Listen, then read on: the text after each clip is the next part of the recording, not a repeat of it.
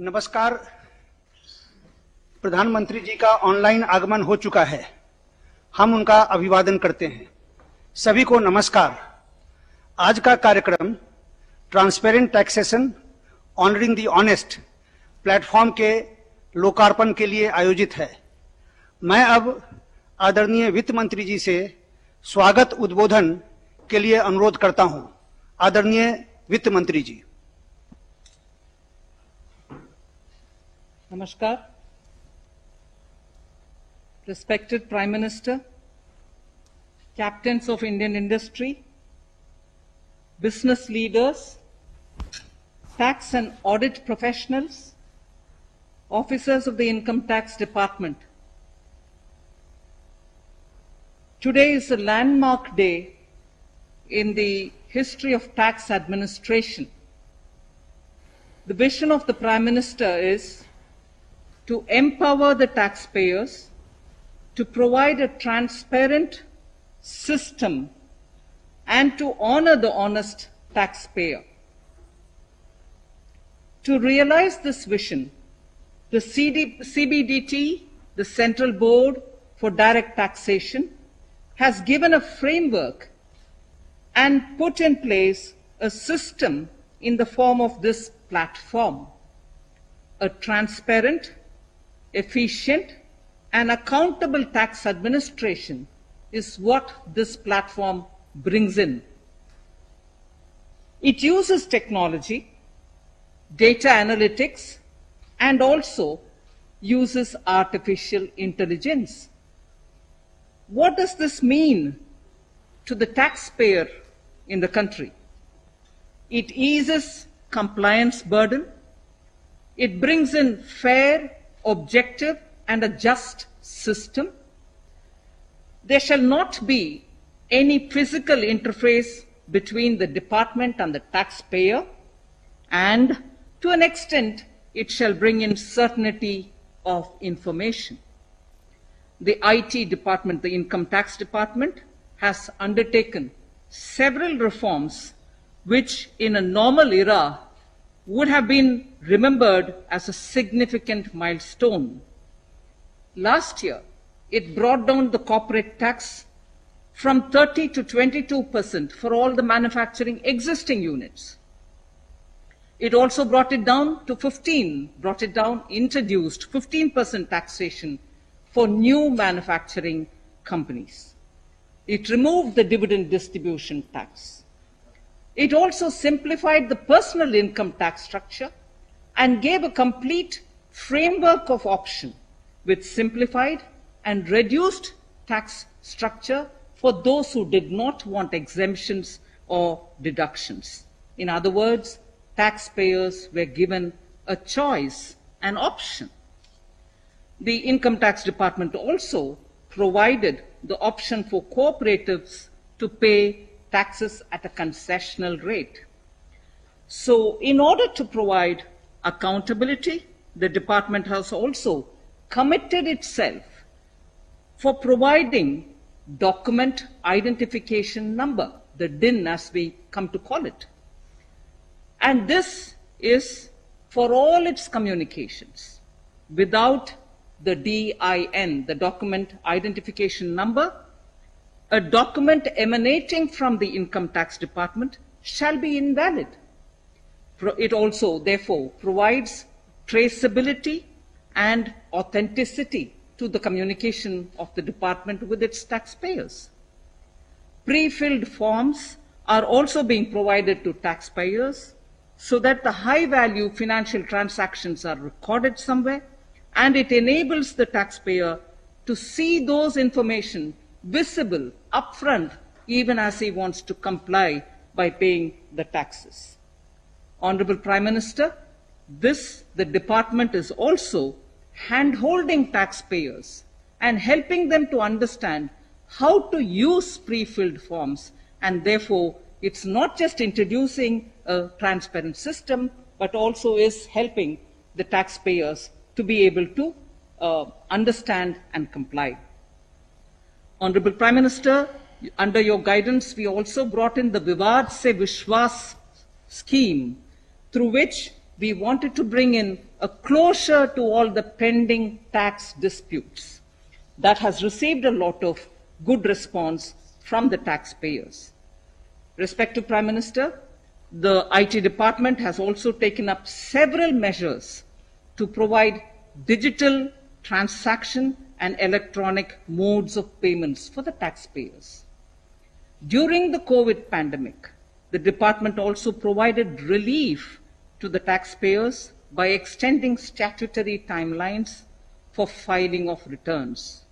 The department also has released the refunds which are due to the taxpayers in an expeditious manner. Lastly, Honorable Prime Minister, the officers and the staff of IT department, Income Tax Department, deserve our appreciation for their untiring efforts to bring reality to your vision.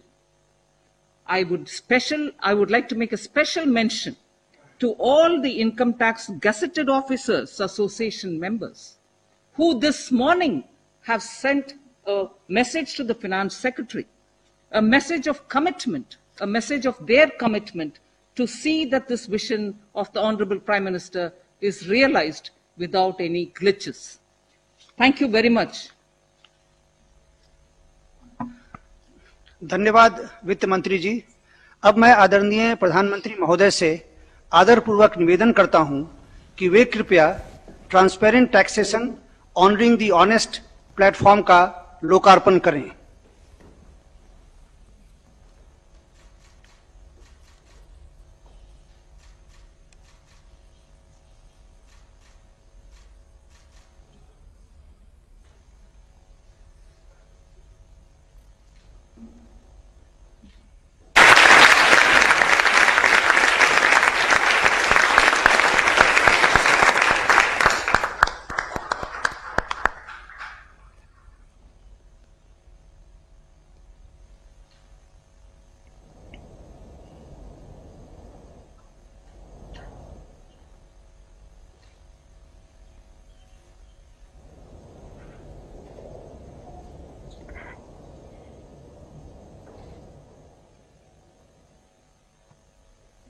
धन्यवाद प्रधानमंत्री जी।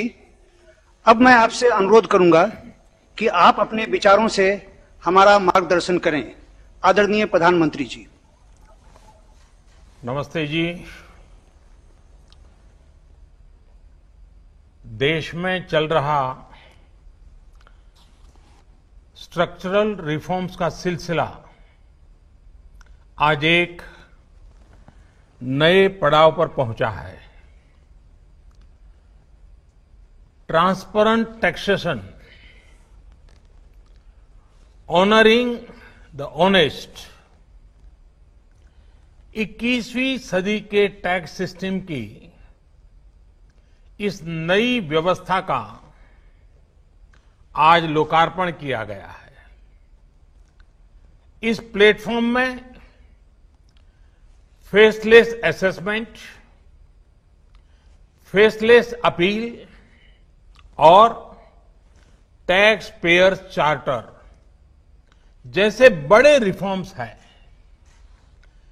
Faceless assessment और tax payer charter आज से ही लागू हो गए हैं, जबकि फेसलेस अपील की सुविधा 25 सितंबर यानी दीनदयाल उपाध्याय जी के जन्मदिन से पूरे देश भर में नागरिकों के लिए उपलब्ध हो जाएगी। अब टैक्स सिस्टम भले ही फेसलेस हो रहा है, लेकिन टैक्स पेयर को ये फेयरनेस और फियरलेसनेस का विश्वास देने वाला है।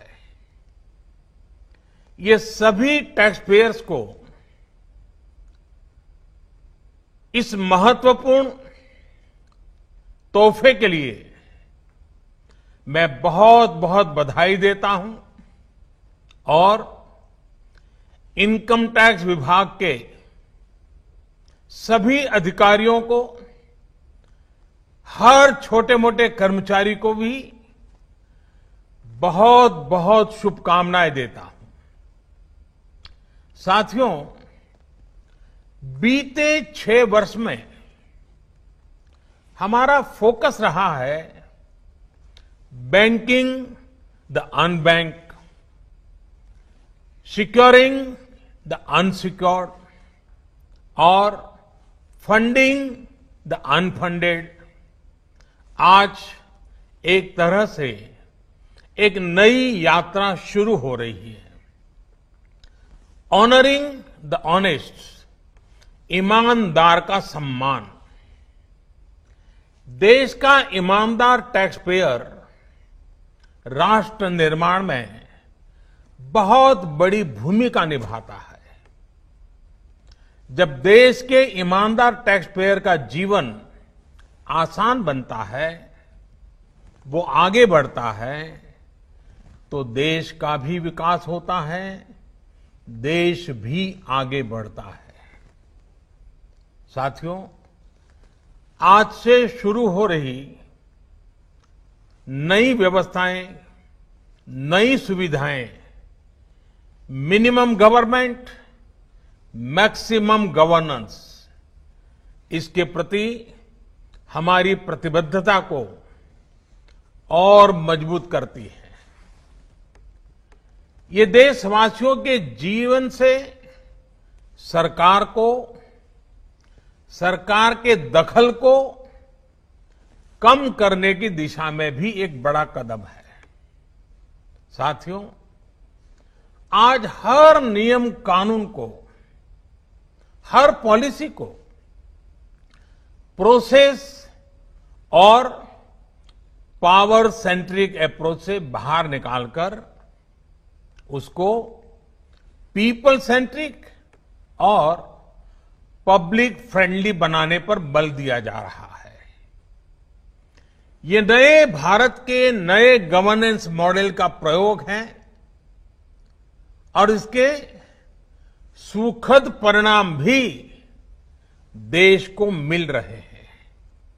आज हर किसी को ये एहसास हुआ है कि शॉर्टकट्स ठीक नहीं है। और हमारे यहां तो रेलवे स्टेशन पे लिखा जाता है, shortcut will you cut you short. गलत तौर तरीके अपनाना सही नहीं है। वो दौर अब पीछे चला गया है। अब देश में माहौल इस ओर आगे बढ़ रहा है कि कर्तव्य भाव को सर्वोपरि रखते हुए सारे काम होने चाहिए।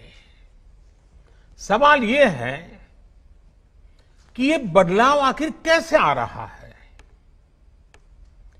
क्या ये सिर्फ सख्ती से आया है? क्या ये सिर्फ सजा देने से आया है? जी नहीं, बिल्कुल नहीं। इसके अगर मोटे मोटे तौर पर मैं कहूं तो 4 बड़े कारण हैं। पहला, पॉलिसी ड्रिवन गवर्नेंस।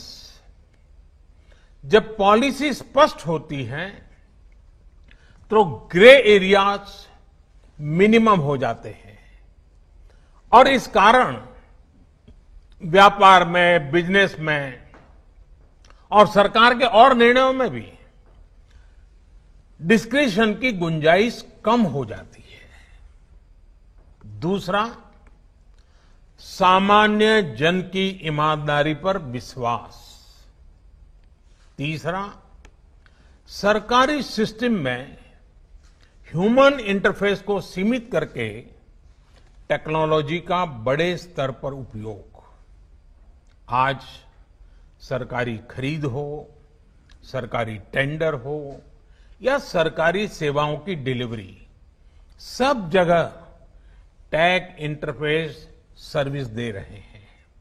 और चौथा, हमारी जो सरकारी मशीनरी है, जो ब्यूरोक्रेसी है, उसमें एफिशिएंसी, इंटीग्रिटी और सेंसिटिविटी के गुणों को रिवॉर्ड किया जा रहा है, पुरस्कृत किया जा रहा है। साथियों, एक दौर था जब हमारे यहां रिफॉर्म्स की बहुत बातें होती थी। कभी मजबूरी में कुछ फैसले लिए जाते थे, कभी दबाव में कुछ फैसले हो जाते थे, तो उन्हें रिफॉर्म कह दिया जाता था। इस कारण इच्छित परिणाम नहीं मिलते थे। अब ये सोच और अप्रोच दोनों बदल गई है। हमारे लिए रिफॉर्म का मतलब है रिफॉर्म नीति आधारित हो, टुकड़ों में नहीं हो, होलिस्टिक हो और एक रिफॉर्म दूसरे रिफॉर्म का आधार बने, नए रिफॉर्म का मार्ग बनाए। और ऐसा भी नहीं है कि एक बार रिफॉर्म करके रुक गए। ये निरंतर सतत चलने वाली प्रक्रिया है।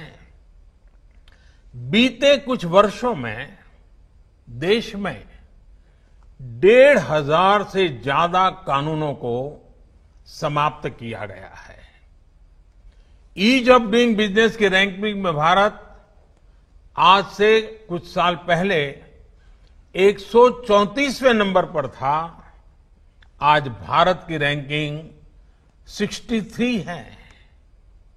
रैंकिंग में इतने बड़े बदलाव के पीछे अनेकों रिफॉर्म्स हैं, अनेकों नियमों कानूनों में बड़े परिवर्तन है।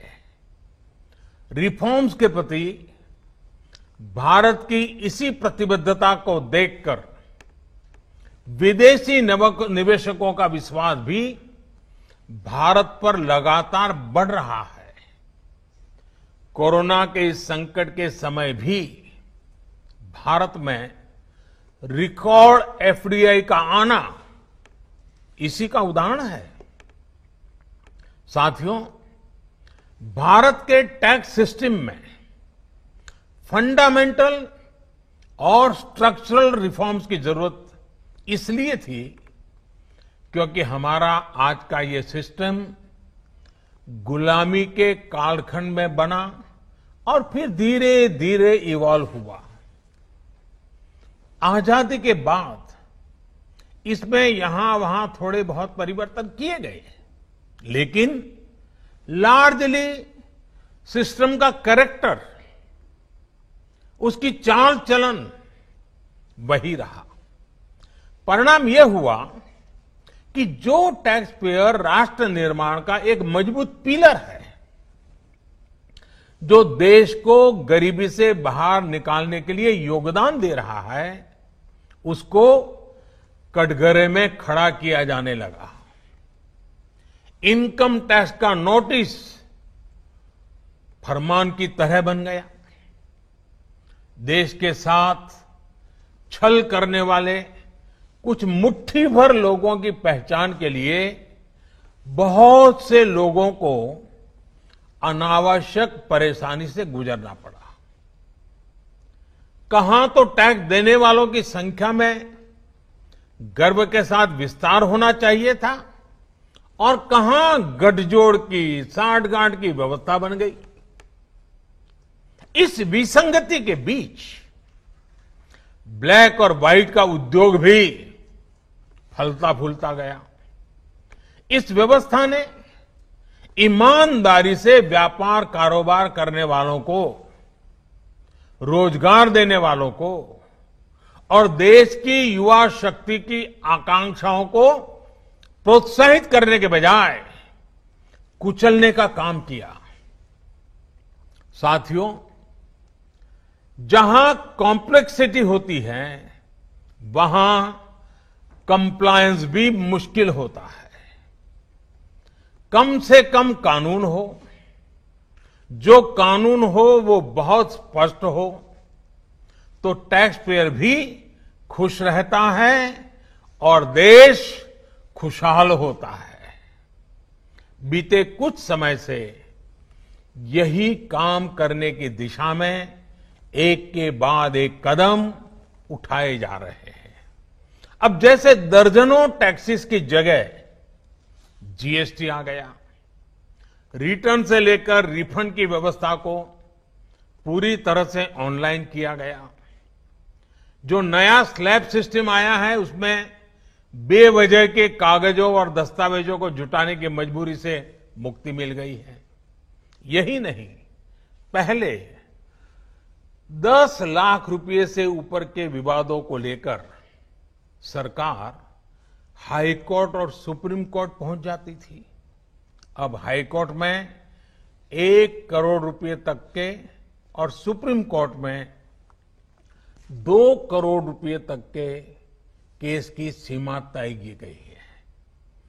विवाद से विश्वास जैसी योजना से कोशिश ये है कि ज्यादातर मामले कोर्ट से बाहर ही सुलझ जाए। इसी का नतीजा है कि बहुत कम समय में ही करीब 3 लाख मामलों को सुलझाया जा चुका है।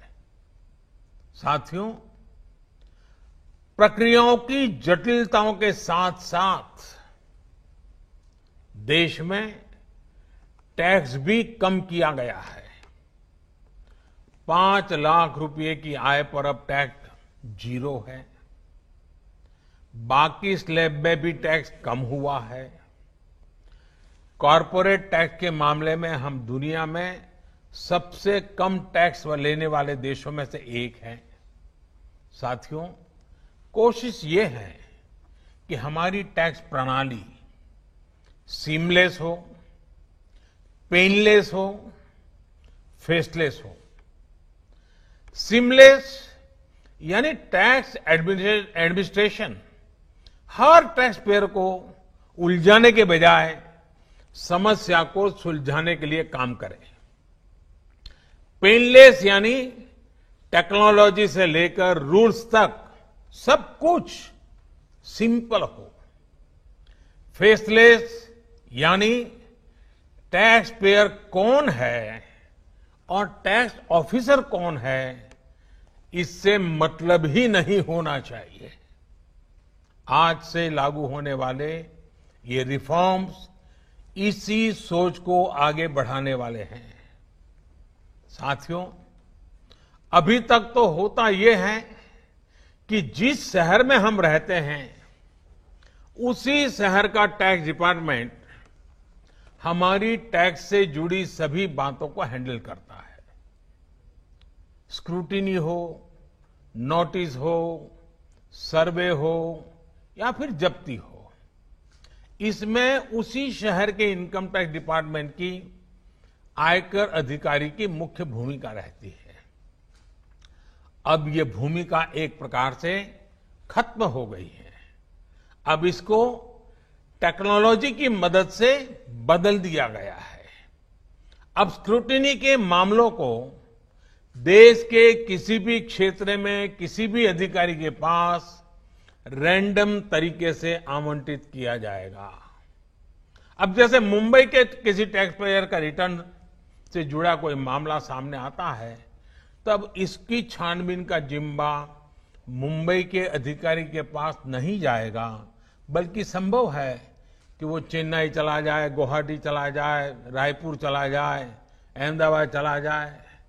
वो फेसलेस टीम के पास जा सकता है और वहां से भी जो आदेश निकलेगा उसका रिव्यू किसी दूसरे शहर, कहीं जयपुर हो जाएगा, बेंगलुरु हो जाएगा, चेन्नई हो जाएगा, कोची हो जाएगा, वहां की टीम करेगी। अब फेसलेस टीम कौन सी होगी, इसमें कौन होगा, ये भी कंप्यूटर रैंडमली तय करेगा। और ये प्रक्रिया भी बार बार उसमें बदलाव होता रहेगा। साथियों, इस सिस्टम से करदाता और इनकम टैक्स दफ्तर को जान पहचान बनाने का, प्रभाव और दबाव का मौका अब 0 हो गया। सब अपने अपने दायित्व के हिसाब से काम करेंगे। डिपार्टमेंट को इससे लाभ ये होगा कि अनावश्यक मुकदमेबाजी बचेंगे उससे। दूसरा, ट्रांसफर पोस्टिंग में लगने वाली गैर जरूरी ऊर्जा से भी अब राहत मिलेगी। इसी तरह टैक्स से जुड़े मामलों की जांच के साथ साथ अपील भी अब फेसलेस होगी। साथियों, इस एक महत्वपूर्ण रिफॉर्म के साथ साथ आज भारत एक बहुत महत्वपूर्ण कदम उठा रहा है और वो है टैक्स पेयर चार्टर।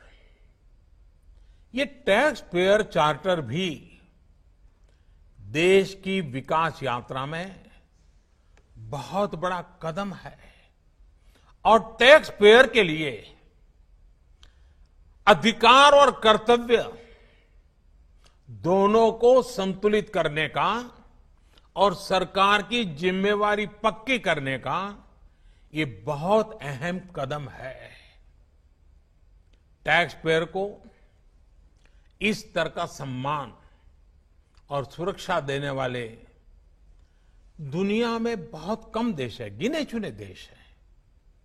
लेकिन अब भारत भी इस महत्वपूर्ण कदम की ओर अपने आप को ले जाकर के उसमें शामिल हो गया है। अब टैक्स पेयर को उचित, विनम्र और तर्क संगत व्यवहार का भरोसा दिया गया है। यानी आयकर विभाग को अब टैक्स पेयर की डिग्निटी का संवेदनशीलता के साथ ध्यान रखना होगा। अब टैक्स पेयर्स की बात पर विश्वास करना होगा। डिपार्टमेंट उसको बिना किसी आधार के ही शक की नजर से नहीं देख सकता। अगर किसी प्रकार का संदेह है भी तो टैक्स पेयर को अब अपील और समीक्षा का भी अधिकार दिया गया है। साथियों, अधिकार हमेशा दायित्वों के साथ आता है, कर्तव्यों के साथ आते हैं। इस चार्टर में भी टैक्स पेयर से कुछ अपेक्षाएं की गई हैं। टैक्स पेयर के लिए टैक्स देना या सरकार के लिए टैक्स लेना ये कोई हक का, अधिकार का विषय नहीं है, बल्कि ये दोनों का दायित्व है, जिम्मेवारी है, कर्तव्य है, रिस्पॉन्सिबिलिटी है। टैक्स पेयर को टैक्स इसलिए देना है क्योंकि उसी से सिस्टम चलता है। देश की एक बड़ी आबादी के प्रति देश अपना फर्ज निभा सकता है और उज्जवल भविष्य की ओर कदम भी रख सकता है। इसी टैक्स से खुद टैक्स पेयर को भी तरक्की के लिए, प्रगति के लिए बेहतर सुविधाएं और इंफ्रास्ट्रक्चर मिल पाता है। वहीं सरकार का ये दायित्व है कि टैक्स पेयर की पाई पाई का सदुपयोग करे। ऐसे में आज जब करदाताओं को सुविधा और सुरक्षा ये दोनों मिल रही हैं, तो देश भी हर टैक्स पेयर से अपने दायित्वों के प्रति ज्यादा जागरूक रहने की अपेक्षा करता है। साथियों, देशवासियों पर भरोसा, इस सोच का प्रभाव कैसे जमीनी पर नजर आता है, ये समझना भी बहुत जरूरी है। वर्ष 2012-13 में जितने टैक्स रिटर्न होते थे उसमें से 0.94% की स्क्रूटनी होती थी। वर्ष 2018-19 में ये आंकड़ा घटकर 0.26% पर आ गया है।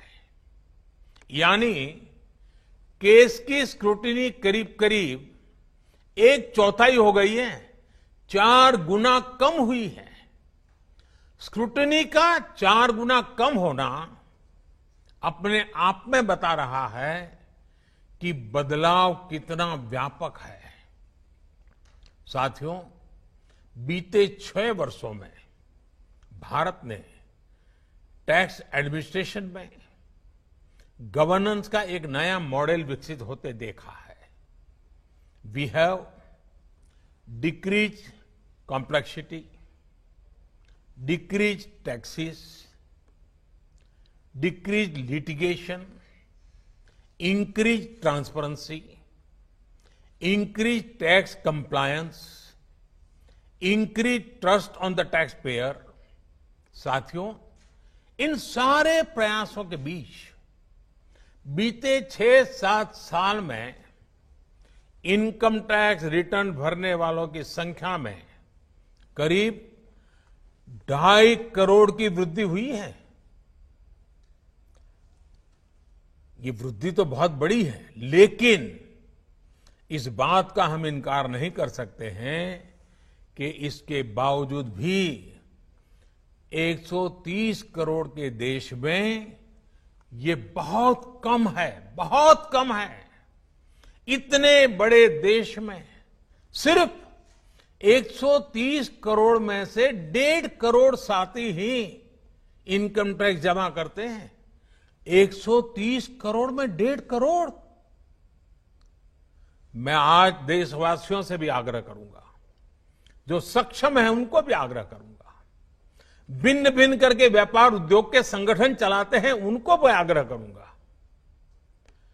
इस पर हम सबको चिंतन करने की जरूरत है, देश को आत्मचिंतन करना होगा, और ये हमारा आत्मचिंतन ही आत्मनिर्भर भारत के लिए आवश्यक है, अनिवार्य है। और ये जिम्मेदारी सिर्फ टैक्स डिपार्टमेंट की नहीं है, ये जिम्मेवारी हर हिंदुस्तानी की है, हर भारतीय की है जो टैक्स देने में सक्षम है, लेकिन अभी वो टैक्स नेट में नहीं है। वो स्वप्रेरणा से अपने आत्मा को पूछे, आगे आए। और अभी 2 दिन के बाद 15 अगस्त है। आजादी के लिए मरने मिटने वालों को जरा याद कीजिए, आपको लगेगा हां, मुझे भी कुछ न कुछ देना चाहिए। आइए, विश्वास के, अधिकारों के, दायित्वों के इस महत्वपूर्ण भावना का सम्मान करते हुए, इस प्लेटफॉर्म का सम्मान करते हुए नए भारत, आत्मनिर्भर भारत के संकल्प को सिद्ध करें। एक बार फिर देश के वर्तमान और भावी ईमानदार टैक्स पेयर को बहुत बहुत बधाई देता हूं, शुभकामनाएं देता हूं। और ये पहल, ये बहुत बड़ा फैसला लिया गया है। इनकम टैक्स के अधिकारियों को भी जितनी बधाई दे उतनी कम है। हर टैक्स पेयर ने इनकम टैक्स अधिकारियों को भी बधाई देनी चाहिए, क्योंकि एक प्रकार से उन्होंने अपने आप पर बंधन डाले हैं, अपने खुद की ताकत को, अपने अधिकारों को उन्होंने खुद ने काटा है। अगर इनकम टैक्स डिपार्टमेंट के अधिकारी इस प्रकार से आगे आते हैं तो किसको गर्व नहीं होगा? हर देशवासी को गर्व होना चाहिए। और पहले के जमाने में शायद टैक्स के कारण कुछ समस्याएं होगी, लोगों ने टैक्स देने के रास्ते पर जाना पसंद नहीं किया होगा। अब जो रास्ता बना है वो टैक्स देने की तरफ जाने का आकर्षक रास्ता बना है। और इसलिए आइए, भव्य भारत के निर्माण के लिए इस व्यवस्था का लाभ भी उठाएं और इस व्यवस्था को जोड़ने के लिए आगे भी आए। मैं फिर एक बार आप सबका बहुत बहुत धन्यवाद करता हूं, अनेक अनेक शुभकामनाएं देता हूं। निर्मला जी और उनकी पूरी टीम को भी मैं बहुत धन्यवाद करता हूं कि एक के बाद एक देश के उज्जवल भविष्य के लिए लंबे अरसे तक प्रभाव पैदा करने वाले अनेक सकारात्मक निर्णयों का नेतृत्व कर रहे हैं। मैं फिर एक बार सबको बधाई देता हूं, सबका धन्यवाद करता हूं।